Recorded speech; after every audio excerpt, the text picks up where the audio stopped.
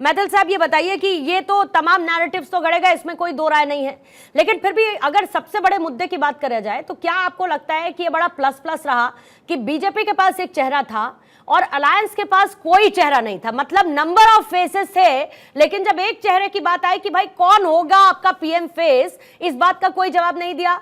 विपक्ष साथ आया, कॉमन मिनिमम प्रोग्राम को लेकर कोई कॉमन मिनिमम प्रोग्राम सामने नहीं रखा गया, और उसके बाद कैसे मुद्दों का जिक्र किया जाता है, फिर मछली मटन, कैसी रेसिपी, आप मेरे घर आइएगा, इट्स माय टर्न, ये तमाम बातें करते हैं। आप बैठ रहे हैं साथ में तो आप ये डिस्कस नहीं कर रहे कि आपकी फॉरवर्ड प्लानिंग क्या होनी चाहिए। सरकार बन भी गई तो, लेकिन चर्चा किस पर हो रही है कि भाई रेसिपी बड़ी शानदार थी, अगली बार मेरा टर्न है, आप घर आइएगा, मेरी बहन आपको मटन बनाकर खिलाना चाहती है। धन्यवाद पूर्णिमा जी। पहले तो आपको और पूरे देश को भारत माता की जय, वंदे मातरम। और 4 लाइनें हैं विपक्ष के लिए भी। बड़े कमबख्त हैं ये गुब्बारे, चंद सांसों में फूल जाते हैं, थोड़ी सी ऊंचाई क्या मिली इनको, ये अपनी औकात भूल जाते हैं। वही स्थिति अभी आपने देखी किस प्रकार से देश के प्रधानमंत्री के लिए शब्दों का प्रयोग हुआ। ये बहुत ही ज़्यादा दर्दनाक और शर्मिंदगी भरा है। अब आपने जो बोला कि कुछ मुद्दे ऐसे आ गए कि मटन, चिकन और मछली वाले, तो आप देखिए ना कि पहले चुनाव के बाद जिस तरह से विपक्ष ने अपने हाथ खड़े कर दिए, सरेंडर हो गए, लगातार हर फेज में विपक्ष की क्रेडिबिलिटी नील बटा सन्नाटा होती चली गई। मुझे तो लगता है इस बार विपक्ष बहुत अग्रेसिवली लड़ा है चुनाव। नहीं, बहुत मुद्दे उठाए विपक्ष ने, विपक्ष बहुत ने मुद्दे उठाए, लेकिन जो अहम मुद्दे थे वो उस अच्छी तरीके से नहीं उठा पाए। मैं भी मानती हूं कि बेरोजगारी, महंगाई मुद्दे थे, उस मुद्दे को अच्छे से नहीं उठाया, लेकिन संविधान से लेकर आरक्षण से लेकर बाकी तमाम मुद्दे उनको बहुत अग्रेसिवली विपक्ष ने हैंडल किया। देखिए पूर्णिमा जी, आपने कहा कि बेरोजगारी बड़ा मुद्दा था। मैं आपको एक छोटा सा आंकड़ा देता हूं। EPFO account, employ provident fund का जो अकाउंट होता है, उस अकाउंट का जो ओपनिंग का है 4 गुना, इस बार में जो डेटा आया 4 गुना हुआ है पिछले 10 साल में। एक बात और, ये इसलिए रोजगार से आप इसको कनेक्ट करेंगे तो आपको जवाब मिलता है। दूसरी चीज, आप ये सोचिए, अभी समाजवादी पार्टी के प्रवक्ता मेरे बड़े भाई हैं, बहुत सम्मान मैं करता हूं इनका, इन्होंने पीडीए का एक बात कही कि पीडीए इकट्ठा हुआ। भैया कौन सा पीडीए इकट्ठा हुआ? आप मुझे बताइए, जिस पिछड़े के आरक्षण के अंदर मुसलमानों का आरक्षण देकर डाका डाला गया, क्या वो पिछड़े समझ नहीं रहे थे? क्या एससी एसटी समझ नहीं रहे थे क्या कि उनके घर में डाका पड़ गया है?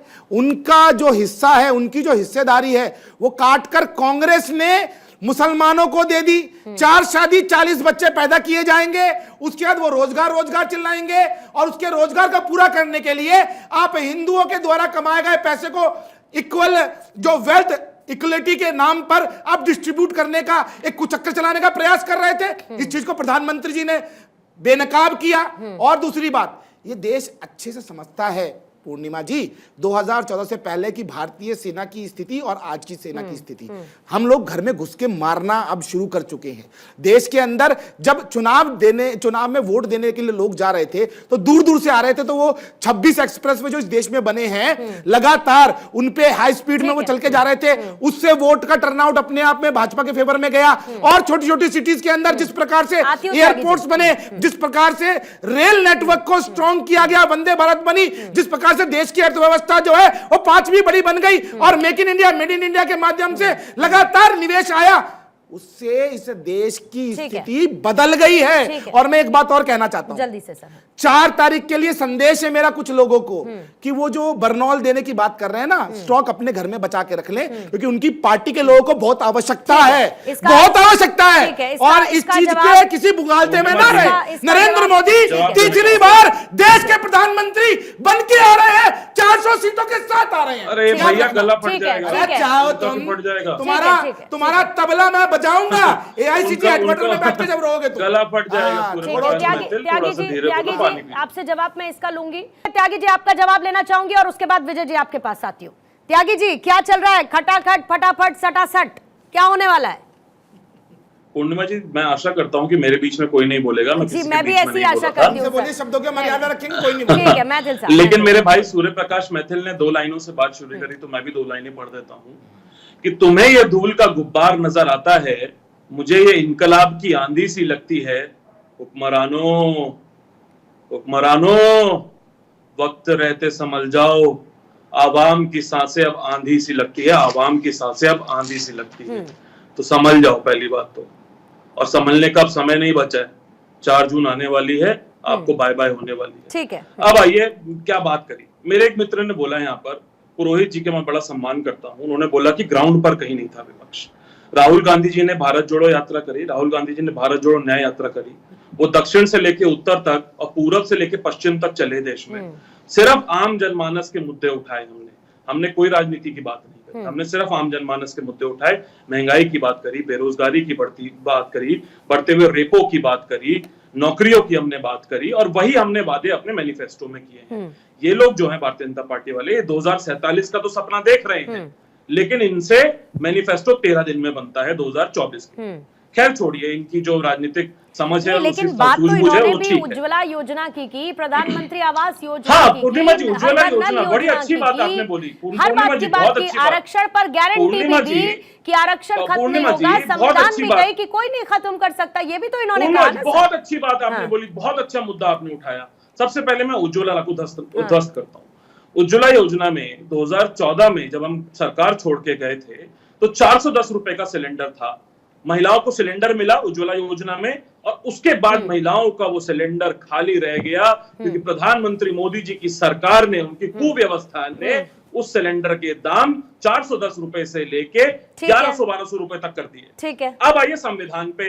संविधान पे वो मोदी जी वादा कर रहे हैं कि संविधान खत्म नहीं होगा, तो 400 पार क्यों चाहिए? जब ये पूछा गया, इनके जितने भी कैंडिडेट थे उनसे पूछा गया, तो अरुण गोविल जी, ज्योति मिर्धा जी, अनंत हेगड़े जी, जो आंखों के तारे हैं भारतीय जनता पार्टी के, वो कहते हैं कि संविधान को बदलना है तो हमें 400 पार करना पड़ेगा, मोदी जी को 400 सीट दीजिए क्योंकि हमें संविधान बदलना है। तो या तो मोदी जी झूठ बोल रहे हैं या फिर उनके प्रत्याशी झूठ बोल रहे हैं।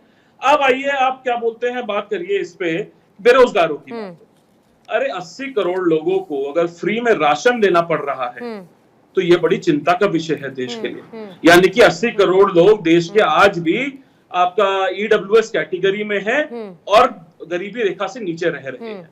सेना की मेरे भाई ने बात करी, बड़ा हास्यास्पद लगता है जब भारतीय जनता पार्टी की सोच रखने वाले कुछ लोग सेना की बात करते हैं और उसके बाद अग्निवीर जैसी योजना देते हैं जिसमें यह तय कर दिया जाता है कि एक युवा का जो राष्ट्रवाद है वो सिर्फ 4 साल तक सीमित रहेगा। हास्यास्पद आपको ये भी लगता है, आपको हास्यास्पद ये लगता है शांत त्यागी, और हास्यास्पद तब भी लगता है। नहीं सर, थोड़ा समय एलोकेट करना पड़ेगा ना, आप मुझे समझिए, बाकी लोग भी है ना, तो समय तो एलोकेट करना पड़ेगा। लेकिन आपने कहा कि हास्यास्पद लगता है, तो हास्यास्पद तब भी लगता है जब आप कहते हैं 300 पार लेकिन साथ ही पाकिस्तान से प्यार। हास्यास्पद तब भी लगता है जब प्रभु श्री राम के दर्शन के लिए आपको न्योता आता है, आप कहते हैं बॉयकॉट बॉयकॉट बॉयकॉट। हास्यास्पद तब भी लगता है, हास्यास्पद तब भी लगता है जब आप कहते हैं कि हम ओबीसी का ध्यान रखने वाले लोग हैं, हम उनके हितैषी हैं, लेकिन उन्हीं के आरक्षण में से आप 4% आरक्षण मुस्लिमों को दे देते हैं। हास्यास्पद तब भी लगता है, लेकिन आप इसको एक नजरिए से देखना चाहते हैं, आप इसको एक नजरिए से देखना चाहते हैं। क्या उसमें मुसलमान है कि नहीं है? विजय जी, पाकिस्तान से प्यार लेकिन चाहिए 300 पार। प्रभु श्री राम के दर्शन के लिए नहीं पहुंचना इनको जब उनकी प्राण प्रतिष्ठा होनी है। हाँ, लॉलीपॉप वाले सवाल भारतीय जनता पार्टी से पूछ लीजिए। आप बीच में बोलेंगे तो कैसे पूछूंगी? आप बीच में बोलिएगा तो कैसे पूछूंगी? शांत त्यागी, मिर्ची लग गई क्या आपको? 10 साल से एक भी मिर्ची लग गई क्या आपको? मैंने आपसे काउंटर कर दिया तो खराब लग गया क्या सर आपको? नहीं करते, खराब लग गया क्या आपको? विजय जी, हम उनकी तरह नहीं है। विजय जी, सवाल पूछिए हमसे, लेकिन इतनी कठिन सवाल कोशिश करके बीजेपी से भी पूछ लीजिए। सर आपकी सलाह नहीं चाहिए मुझे त्यागी जी, रखिए अपने पास, मुफ्त का ज्ञान नहीं लेती मैं। बोलिए विजय जी, मुझे थोड़ा सा समय देना। बोलिए विजय जी, जितना दे पाऊंगी उतना दूंगी सर, बोलिए। इनका झूठ ज्ञान दीजिए, इनका झूठ देखिए क्या कहते हैं ये, नहीं तो मुफ्त राशन लेना पड़ जाएगा। गए थे ये 2014 में, 2014 में 900 कुछ रुपए का सिलेंडर था जिसको 400 रुपए बता रहे हैं। भाई टीवी चैनल पे तो आके झूठ मत बोलिए। उसके बाद में कहते हैं 80 करोड़ लोगों को आज भी गरीबी। अरे फिर तुम क्यों बातें करते हो हम 10 किलो अनाज देंगे?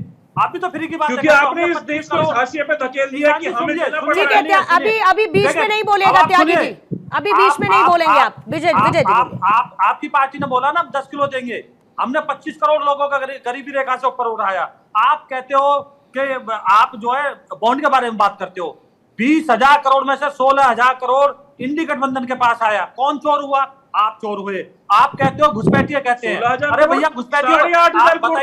ईशान जी सुनिए, ईशान जी सुनिए, हिम्मत सुनिए, हिम्मत रखिए सच सुनने की। अरे हिम्मत रखिए सच सुनने की।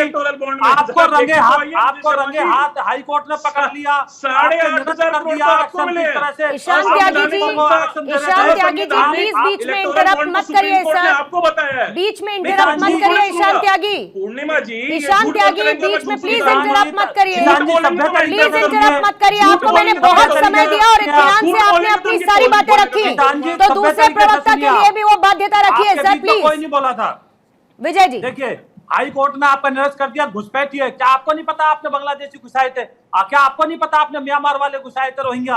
तो आप ये देश पूरा जानता है। आप मुझे बताइए, आप मुझे बताइए। नहीं घुसाए, ये चीजें बोल के आप देश को भ्रमित करने का काम मत करिए। अरे भैया एनआरसी हुआ था सुप्रीम कोर्ट की निगरानी में असम में, लिस्ट आपके सामने, पूरे देश के सामने। क्यों झूठ बोलते हो? तथ्य पे बात कीजिए। आपको किसने मना किया है? अब आप बताइए। तो आप कहते हो कि इलेक्शन में वोटिंग कम हुई है। 60% जो इलेक्शन जो वोटिंग हुई है वो पूरे वर्ल्ड में यही कल्चर है। अमेरिका, यूरोप, आजकल यही ट्रेंड चल रहा है पूरे उसमें, तो इसमें कोई बड़ी बात नहीं है। अब मैं एसपी प्रवक्ता की बात का जवाब देना चाहता हूँ। किसानों की बात, हमने 11 करोड़ लोगों को 6,000 रुपए दिए साल के। हमने 5 गुना बजट बढ़ा दिया कृषि बजट का। हम 11 लाख करोड़ की सब्सिडी दी। जो 3,000 का बैग मिलता है खाद का, वो हम 300 रुपए में दे रहे हैं। हमने 14 फसलों पे सब्सिडी दी। तो आप मुझे बताइए। दूसरा, पूर्णिमा जी ने कहा आपके पास मुद्दा था महंगाई बेरोजगारी। आइए मैं आपको अभी चुनौती देता हूं, आइए आपके टाइम में क्या महंगाई थी, क्या बेरोजगारी दर थी, हमारे टाइम में क्या है। पूर्णिमा जी इनके अंदर हिम्मत नहीं है मुद्दों पे, तभी ये क्या करते हैं, नवरात्रों में मछली दिखाते हैं। ठीक है। और राम गोपाल जी कहते हैं मंदिर तो खराब है क्योंकि ये मुद्दे पे बात नहीं करना चाहते हैं। इनके राज में 13% कुछ तक महंगाई दर पहुंच गई थी। हमारे टाइम में कभी डबल डिजिट पे महंगाई नहीं पहुंची। आप कैसी बातें करते हो? उसके लिए सर व्हाइट पेपर और ब्लैक पेपर जारी हो चुका है ना, समय निकाल के उसको दोनों लोग जाके पढ़ लीजिएगा।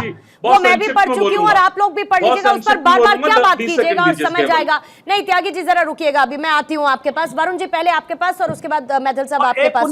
छोटा सा ये कहते हैं भारत यात्रा की। भारत यात्रा के बाद में 3 स्टेट हार गए।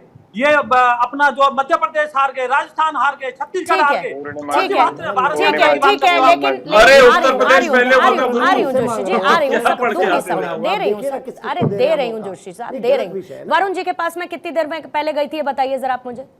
एक लिया ना अभी तक मैंने उनसे जवाब, तो मुझे पता है मैं किसके पास जा रही हूँ और किसके पास नहीं जा रही हूँ। जोशी जी आप मत डायरेक्ट कीजिए प्लीज।